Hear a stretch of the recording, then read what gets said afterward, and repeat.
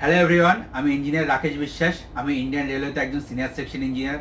আর আজকের যে ভিডিওটা আমি করছি সেটা সম্বন্ধে অনেকেই কমেন্ট করে আমাকে জানিয়েছিল যে বিশেষ করে ওবিসি যেটা নন ক্রিমি লেয়ার, তারা কি করে সার্টিফিকেট প্রডিউস করবে, কারণ তাদের প্রত্যেক বছর নতুন সার্টিফিকেট তারা পায়।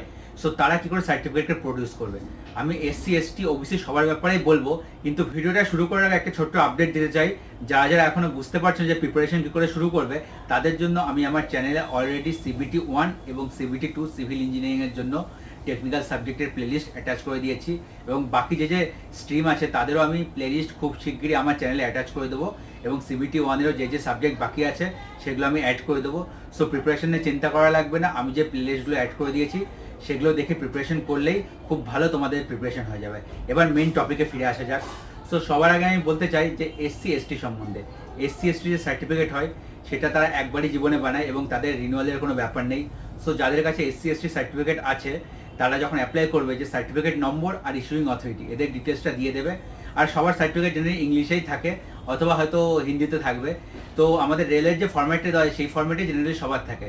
সো সেই ফর্ম্যাট থাকলে কোনো অসুবিধা নেই, তারা জাস্ট সার্টিফিকেট নম্বর এবং ইস্যুইং অথরিটির নাম দিয়ে দেবে এবং অ্যাপ্লাই করে দেবে। এবং যখন ডকুমেন্ট ভেরিফিকেশন হবে তখন তারা সেটা নিয়ে যাবে, কোনো অসুবিধা হবে না।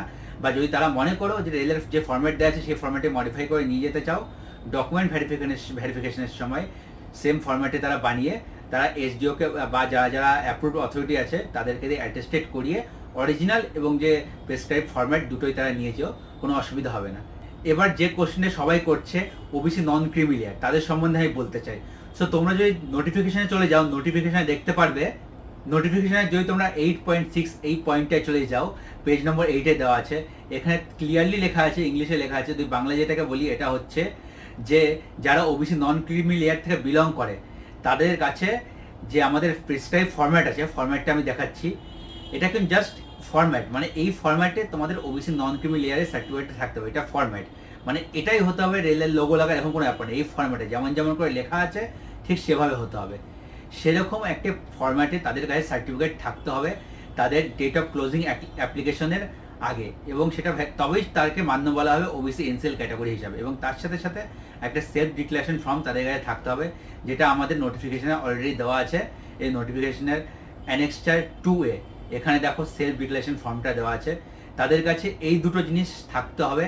আমাদের ক্লোজিং ডেট অ্যাপ্লিকেশন যেটা দেওয়া আছে এখানে দেখো লেখা আছে, ক্লোজিং ডেটের আগে এদের কাছে এই দুটো সার্টিফিকেট কিন্তু থাকতে হবে। যদি তাদের কাছে না থাকে তাহলে তারা কিন্তু ওবিসি হিসাবে গণ্য হবে না এবং তারা জেনারেল হিসাবে গণ্য হবে।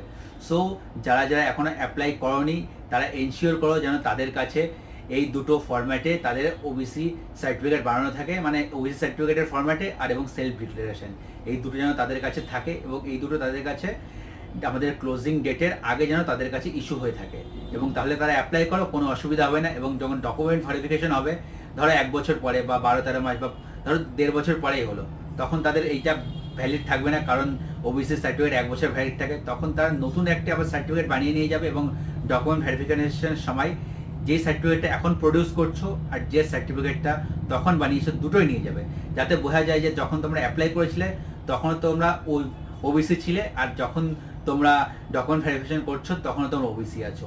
সো এই দুটো নিয়ে যাবে, তাহলে তোমাদের কোনো অসুবিধা হবে না। আর এসসি এসটি যারা আছো তারা যেটা তাদের অরিজিনাল সার্টিফিকেট আছে সেটা নিয়ে যাবে, তার জেরক্স নিয়ে যাবে, জেরক্সটা জমা দেবে।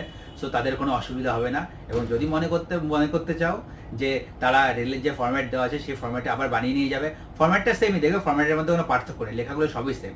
তবু যদি মনে করো যে অ্যাটেস্টেড করিয়ে নিয়ে যাবে তাহলে অ্যাটেস্টেড করে নিয়ে যেতে পারো। সো এই ভিডিওটায় এই অবধি বলতে চাই, আর বিশেষ কিছু বলার নেই, এবং ভিডিওটা বেশি বড় করেও লাভ নেই। যদি ভিডিওটা তোমাদের হেল্পফুল মনে হয়ে থাকে তাহলে আমার এই ভিডিওটাকে লাইক করো, আমার চ্যানেলকে সাবস্ক্রাইব করো, আর কমেন্ট করে জানাও তোমরা আর কি কি সম্বন্ধে জানতে চাও। তো আজকের ভিডিওতে এইটুকুই রাখছি, আবার পরের ভিডিওতে দেখা হচ্ছে। টাটা।